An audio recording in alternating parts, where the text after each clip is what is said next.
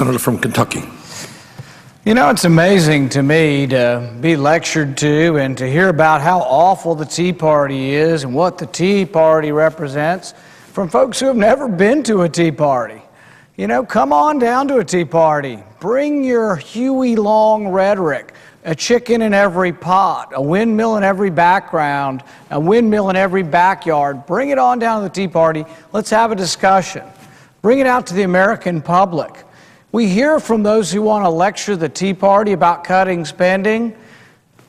Who among these folks has voted against an appropriations bill?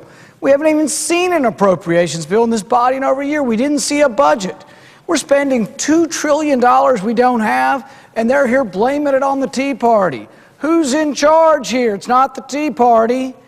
Blame it on us. Give us an appropriations bill. Give us a budget. Do something constructive to fix the fiscal problems we have up here. They say that compromise is the ideal. They tell the Tea Party you need to compromise. But you know what the compromise is? They want to raise your taxes. The Debt Commission wants to raise your taxes. The President wants to raise your taxes.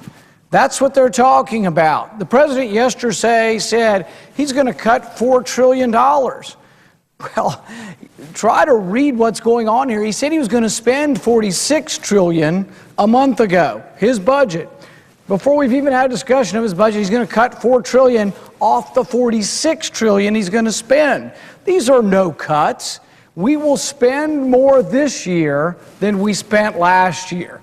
Forget about all the numbers, forget about all the baselines, forget about 6, 60, 30, 78, or 0, which is what the CBO scored this yesterday, 0 in cuts. Forget all about it and ask your representatives, are we going to spend more this year than last year? If we're spending more this year than last year, that's not a cut. Ask your representatives, ask your senators, will the deficit be more this year than last year? The deficit will be bigger this year. We threatened to shut down government over nothing because we're not cutting spending in any serious way. They want to blame it on the Tea Party because in their secret caucus meetings, they've done a poll that says, oh, the Tea Party could be the villain. Call them extreme. Call them all Tea Partiers. Say the Tea Party has taken over the Republican Party. Well, you know what the Tea Party believes in? Good government. We believe in balancing the budget. We believe in reducing spending. We have plans to fix Social Security. We introduced a plan yesterday. If the other side is serious about fixing the entitlements, we have a plan. Come to us and work with us. But don't just come down here and call us names. Before you send any more money to Washington, ask your representatives, are they spending your money wisely? $100 billion in the budget last year is unaccounted for. We don't know where it was spent, or we think it was improperly spent. $100 billion. In our senatorial offices, we get several million dollars. Some of us want to be frugal with that and send some back to the Treasury. We plan on sending several $100,000 back. But you know what? We want to know where the money goes.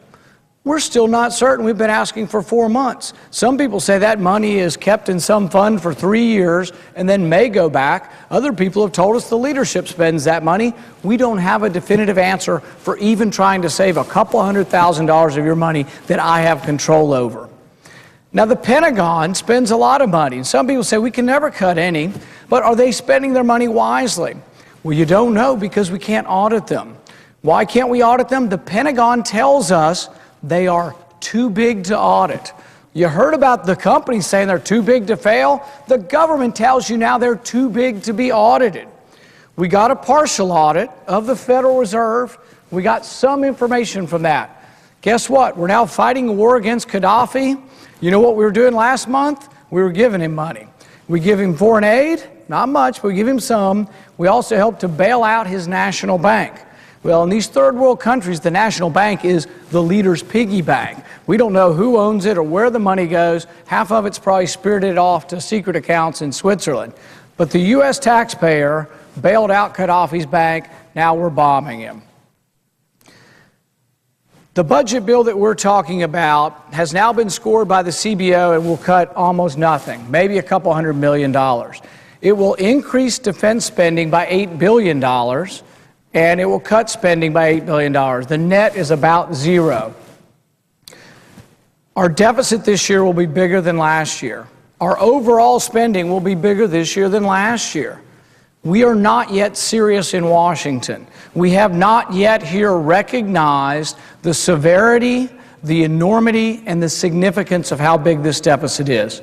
This deficit is going to have serious repercussions. The Chinese have bought over $1 trillion of our debt. The Japanese nearly $1 trillion. The Japanese now have suffered an enormous national disaster. Question is, will they continue to buy our debt, or can they continue to buy our debt? The other question is, how long can a government continue to exist that spends more than it brings in? Now, on the other side, they want to blame the Tea Party or the Republicans or rich people. You know what? Both parties are responsible. Republicans, Democrats, senators, congressmen, president. Everyone up here is responsible. It's not one party or the other. When Republicans were in charge, they ran up the deficit. Now that Democrats are in charge, the main difference, they're doing it faster.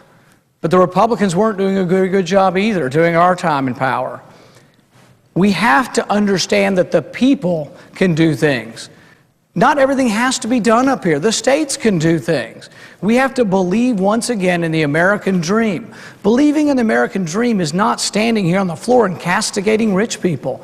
What's great about our country is that any among us, any of our kids, any among us could become rich people. Work hard, go to school, achieve. We live in a mobile society, and that's what the American dream's about.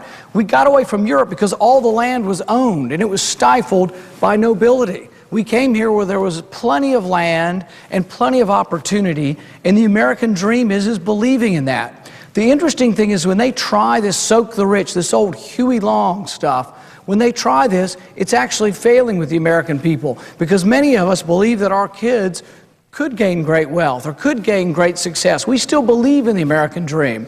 So if they want to castigate that and want to say, forget about it, what we need is just more government, they need to explain to people why they don't believe in capitalism, why they don't believe in the American dream, why they don't believe in the greatness of America. I still believe in America. I want to get government out of the way, but I think we cannot have an America that succeeds until we're able to do something about our debt crisis. I fear that no one up here, or very few up here, on either side recognizes the severity and imminence of this problem. And my hope is that before a crisis occurs in our country, we will begin to seriously discuss balancing our budget, have plans to balance our budget, and seriously cut spending. Thank you, Mr. President. I yield back my time. Mr. President. Senator from Louisiana. Thank you, Mr. President. I understand there are other colleagues on the floor, but I would like to speak for just